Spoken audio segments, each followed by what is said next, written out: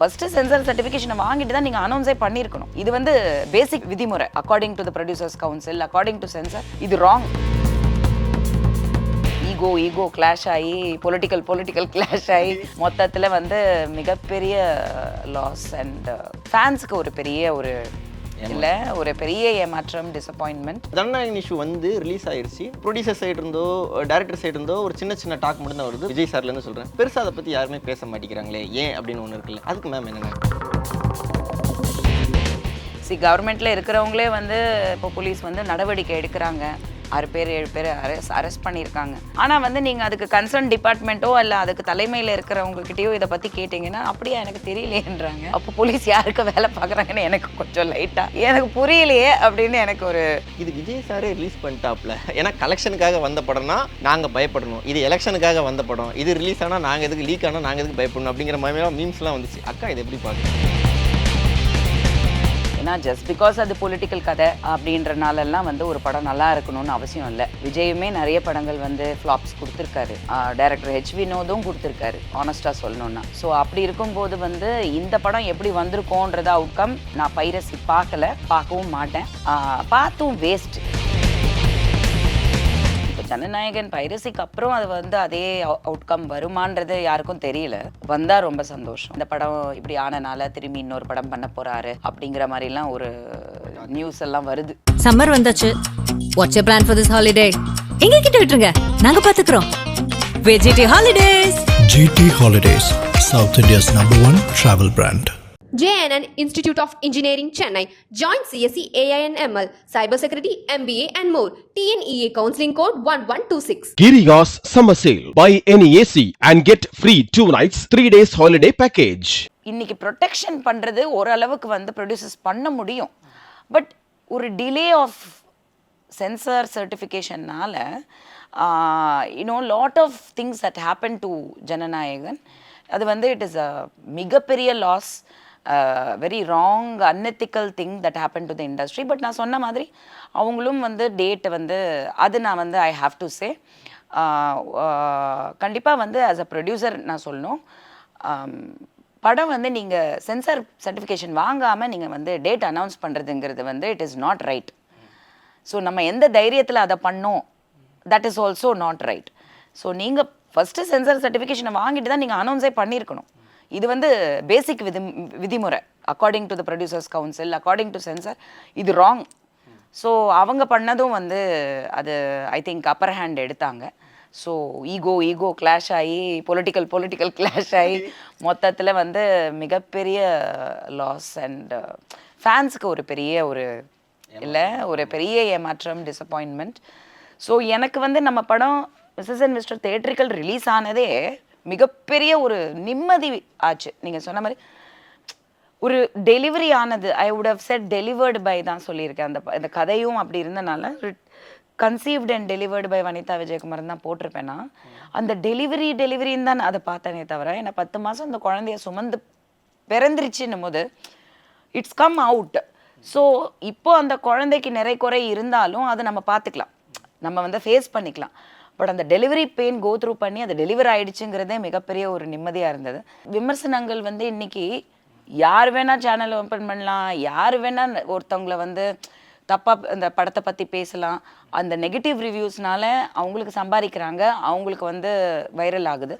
ஒரு படத்தை கோடியாக போட்டு எடுக்கிறவங்களுக்கு அது எவ்வளோ பாதிக்குது அப்படிங்கிறது கொஞ்சம் கூட வந்து ஒரு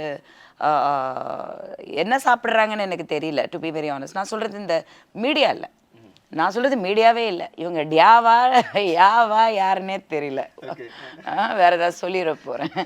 அதனால் ஸோ அப்படி இருக்கிறவங்க வந்து சினிமாவை வந்து ரொம்ப ஒழிக்கணும்னு சில விஷயங்கள் பண்ணுறனால நீங்களே பார்த்துக்கோங்க, நீங்களே உங்கள் கமெண்ட்ஸை கொடுங்கன்றதுல. தென் when I saw the comments and the love that I received, அந்த திருப்தி வந்து அகெயின் ஒரு ஃபியூ மந்த்ஸ் போச்சு.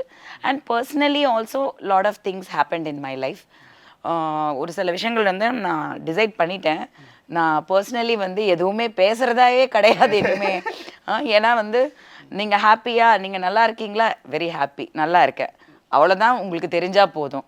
நான் என்ன ஹாப்பியாக இருக்கேன், எதுக்காக ஹாப்பியாக இருக்கேன்றது நீங்கள் தெரிஞ்சுக்கணும்னு அவசியமே இல்லைண்ணா. சந்தோஷமாக இருந்தால் நீங்கள் சந்தோஷப்படுவீங்கல்ல, அழுதா நீங்கள் கேட்பீங்க, ஐயோ அக்கா பாவம் அழுகுறாங்கன்னு. அழுகலை, அதனால ஐம் ஃபைன். ப்ரைவேட்டடாக இருந்துக்கிறீங்க நீங்கள் இப்போ. எஸ். எஸ்.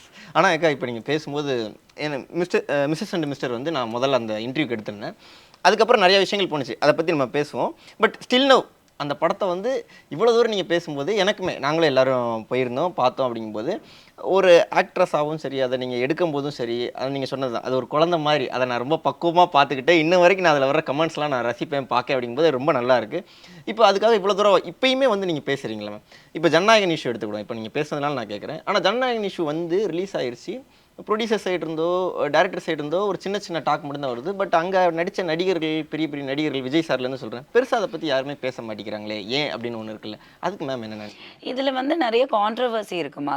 வந்து ஒரு க்ளீன் ஃபிலிம் வந்து பொலிட்டிக்கல் பேக்ரவுண்ட் இல்லாமல், ப்ளஸ் வந்து என் படம் ரிலீஸ் பண்ணதும் பொலிட்டிக்கல் பேக்ரவுண்ட் இல்லாதவங்க இல்லையா. ஸோ அப்படி இருக்கும்போது வந்து இது வந்து ஒரு க்ளீன் ஸ்ட்ரெயிட் ஃபார்வர்டு ஒரு ஆக்டர்ஸ், ப்ரொடியூசர்ஸ், ப்ரொஃபஷ்னல் ஃபிலிம். இதில் எந்த பேக்கப்பும் பிளாக் மணி கிடையாது, எந்த இன்வெஸ்டரும் பொலிட்டிக்கல் கிடையாது. ஏன்னா நிறைய விஷயங்கள் நடக்குது இண்டஸ்ட்ரியில், ரிலீஸ் பண்ணுறதுலேருந்து எல்லாமே நிறைய இத்தனை கோடின்றாங்க, எங்கேருந்து வந்து இத்தனை கோடி வருதுன்றதெல்லாம் யோசிக்க வைக்கிற ஒரு சில விஷயங்கள் தான். ஸோ ஆஸ் அன் இன்சைடர் இண்டஸ்ட்ரியில் இருக்கிறவங்கனால சொல்கிறேன், ஒரு சில விஷயங்கள் நமக்கே தெரியுது. ஸோ சில பேர் வந்து இதில் தலையிட்டால் அது வந்து எப்படி சொல்கிறது, சாக்கடையில் வந்து கள்ள தூக்கி எறிஞ்சால் நம்ம மேலே தான் தெரிக்கும்ன்ற மாதிரி இன்றைக்கி யார் எதுக்கு குரல் கொடுத்தாலுமே அதை பொலிட்டிக்கலாக திருப்புறாங்க. ஓகேங்களா. ஸோ யாருக்கு ஏதாவது பாதிப்பு ஆனாலுமே அதை பொலிட்டிக்கலாக திருப்புறாங்க. இது வந்து யார் திருப்புறாங்க, எதுக்காக திருப்புறாங்க அப்படிங்கிறதே நம்ம கண்டுபிடிக்க முடிய மாட்டேங்குது. ஸோ இது யார் லீக் பண்ணாங்க, என்ன நடந்துச்சு, இது எதுவுமே வந்து I don't know what to say. கவர்மெண்ட்டில் இருக்கிறவங்களே வந்து இப்போ போலீஸ் வந்து நடவடிக்கை எடுக்கிறாங்க, 6 பேர் 7 பேர் அரெஸ்ட் பண்ணியிருக்காங்க. ஆனால் வந்து நீங்கள் அதுக்கு கன்சர்ன் டிபார்ட்மெண்ட்டோ இல்லை அதுக்கு தலைமையில் இருக்கிறவங்ககிட்டயோ இதை பற்றி கேட்டிங்கன்னா அப்படியா எனக்கு தெரியலையேன்றாங்க. அப்போ போலீஸ் யாருக்கு வேலை பார்க்குறாங்கன்னு எனக்கு கொஞ்சம் லைட்டாக எனக்கு புரியலையே அப்படின்னு எனக்கு ஒரு as a what do you say, somebody from Tamil Nadu who pays taxes and lives here, I think I can say that much. நான் எந்த பார்ட்டிக்கும் நான் பேசலை, நம்ம இண்டஸ்ட்ரியில் இருக்கோம்லக்கா, அதனால நம்ம. ஸோ அதான் சொல்கிறேன், நான் எந்த பார்ட்டிக்கும் பேசலை, நான் யாருக்கும் வந்து பொலிட்டிக்கலி ரிலேட்டட் கிடையாது. But as a person who's that's what I saying, I am living in Tamil Nadu, paying taxes here and நான் எல்லாமே இங்கே தான், என்னோட பேஸ் இங்கே தான். ஸோ ஜோவிகாவுமே இங்கே தான். ஸோ அப்படி இருக்கும்போது my children are also tomorrow whatever ஃப்யூச்சரில் அவங்க இங்கே தான் இருக்க போகிறாங்க. நம்ம வெளி ஊரில் ஆந்திராவில் வந்து படம் பண்ணாலும் சரி, பாலிவுட்டில் நாளைக்கு படம் பண்ணாலும் சரி, நம்ம பேஸுங்கிறது சென்னை, தமிழ்நாடு தான். அதில் எந்த மாற்றமும் கிடையாது. ஸோ அப்படி இருக்கும்போது எனக்கு சில விஷயங்கள் தமிழ்நாட்டில் மட்டும் என்ன நடக்குதுன்னு எனக்கே புரியல. பட் பொறுத்திருந்து தான் நம்ம பார்க்கணும். It is very confused situation தான். ஆனால் இதை நீங்கள் சொல்கிற மாதிரி பொலிட்டிக்கலாக மாற்றும்போது நான் ஒரு சில கேள்விகள் வந்திருக்கு, அது அக்கா கிட்ட நான் ஒரே ஒரு டைம் கேட்குறேன். இது விஜய் சாரே ரிலீஸ் பண்ணிட்டாப்ல, ஏன்னா கலெக்ஷனுக்காக வந்த படம்னா நாங்கள் பயப்படணும், இது எலெக்ஷனுக்காக வந்த படம், இது ரிலீஸ் ஆனால் நாங்கள் எதுக்கு, லீக் ஆனால் நாங்கள் எதுக்கு பயப்படணும் அப்படிங்கிற மாதிரிலாம் மீம்ஸ்லாம் வந்துச்சு. அக்கா இதை எப்படி பார்க்குறீங்க? ஐ டோன்ட் நோ, படம் வந்து ரிலீஸ் பண்ண முடியல, அது வந்து இவ்வளோ போராட்டங்கள் இருக்குது, ஸோ நம்ம வந்து லீக் பண்ணலாம் அப்படின்னு ஒரு டிசிஷன் அவங்க எடுத்திருந்தாங்க அப்படின்னா தட் இஸ் தேர் கால், அவங்களோட விஷயம் இல்லையா அது. அது நம்ம எப்படி தலையிட முடியும்? அவங்களுக்குள்ளே என்ன டீல் இருக்குது, நடந்துச்சா இல்லையாங்கிறது அவங்களுக்கு தான் தெரியும். ஸோ இதை பற்றி கமெண்ட் பண்ணுறதுக்கு என் காசாக இருந்தால் நான் கேட்பேன். இது என்னோட சம்மந்தமே இல்லாத ஒரு விஷயம். ஒரு ஃபேனாக கண்டிப்பாக எனக்குமே பர்சனலாக இந்த படம் தியேட்டர்ஸில் ப்ராப்பராக வந்திருக்கணும் அப்படிங்கிறது கண்டிப்பாக இருக்குது. அவங்க நல்ல படம் எடுத்தாங்க, நல்ல படம் எடுக்கலை, ஏன்னா ஜஸ்ட் பிகாஸ் அது பொலிட்டிக்கல் கதை அப்படின்றனாலெல்லாம் வந்து ஒரு படம் நல்லா இருக்கணும்னு அவசியம் இல்லை. விஜயுமே நிறைய படங்கள் வந்து ஃப்ளாப்ஸ் கொடுத்துருக்காரு, டைரக்டர் ஹெச் வினோதும் கொடுத்துருக்காரு ஆனஸ்டாக சொல்லணுன்னா. ஸோ அப்படி இருக்கும்போது வந்து இந்த படம் எப்படி வந்திருக்கோன்றது அவுட்கம் நான் பைரசி பார்க்கல, பார்க்கவும் மாட்டேன், பார்த்தும் வேஸ்ட்டு இல்லையா. பார்க்குறவங்க வந்து அது எப்படி சொல்கிறதுன்னு எனக்கு தெரியல, பட் நான் பார்க்க மாட்டேன். ஸோ நான் அன்லெஸ் அண்ட் அன்டில் அந்த படம் தியேட்டரில் ஒரு வேளை வந்ததுன்னா கண்டிப்பாக நான் பார்ப்பேன்.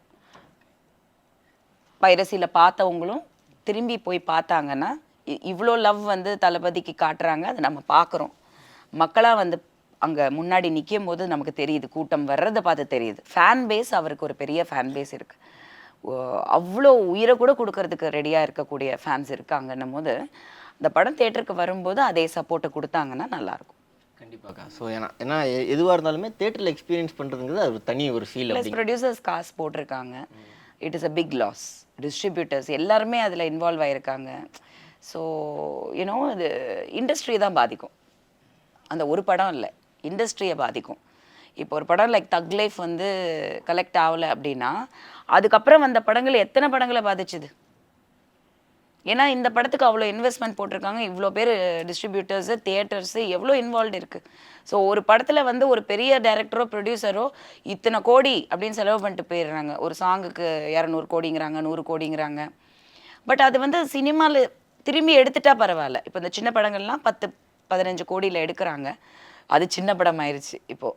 ஸோ அந்த 10-15 கோடியில் எடுக்கிற படம் வந்து 50 கோடி 60 கோடி கலெக்ட் பண்ணது, 100 கோடி கலெக்ட் பண்ணதுன்னா மிகப்பெரிய விஷயம் இல்லையா? ஸோ ரீசன்ட் டைம்ஸில் அந்த மாதிரி டூரிஸ்ட் ஃபேமிலி இருக்கட்டும், தாய் கிழவி இருக்கட்டும், டிராகன் இருக்கட்டும், டூடு இருக்கட்டும், அதெல்லாமே அப்படி வந்த படங்கள் தான். ஸோ அதெல்லாம் வந்து நல்லா ஒரு 10 கோடி கிடைச்சாலே பெரிய விஷயம் இல்லை, மிகப்பெரிய விஷயம் இல்லை இன்றைக்கி இண்டஸ்ட்ரியில். யூத் ஸோ அந்த மாதிரி சொல்லிட்டே போகல. So I think this bigger films இல்லை, big hero big investment films தான் இண்டஸ்ட்ரியை ரொம்ப பிரேக் பண்ணுது, வளர்த்தி விடலை. ஓகே. பட் ஆனால் நான் இன்டர்வியூ எடுக்கிற வரைக்கும் என்ன சொல்லியிருக்காங்களாக்கா, இப்போ ஜனநாயகன் வரணும் அப்படின்னா தான் தேட்டருக்குலாம் மறுபடியும் ஒரு ரீபர்த் கிடைக்கும். ஏன்னா எலெக்ஷன் டயத்தில் பெரிய படங்கள் ரிலீஸ் ஆகாது. இப்போ ஜனநாயகன் வந்துச்சுன்னா மறுபடியும் ஆடியன்ஸ் தேட்டருக்கு வர வைப்பாங்க. அதை வந்து புல் பண்ணுறதுக்கு வந்து விஜய் சார் மாதிரி ஒரு படங்கள் வரணும் அப்படிங்கிற மாதிரி தேட்டர் ஓனர்ஸே நிறைய பேர் சொல்கிறாங்களேக்கா, அதை எப்படி பார்க்குறீங்க? விஜய் எஸ் மேபி தளபதினால வந்து இப்போ ஜனநாயகன் பைரசிக்கு அப்புறம் அது வந்து அதே அவுட்கம் வருமானது யாருக்கும் தெரியல. வந்தால் ரொம்ப சந்தோஷம்.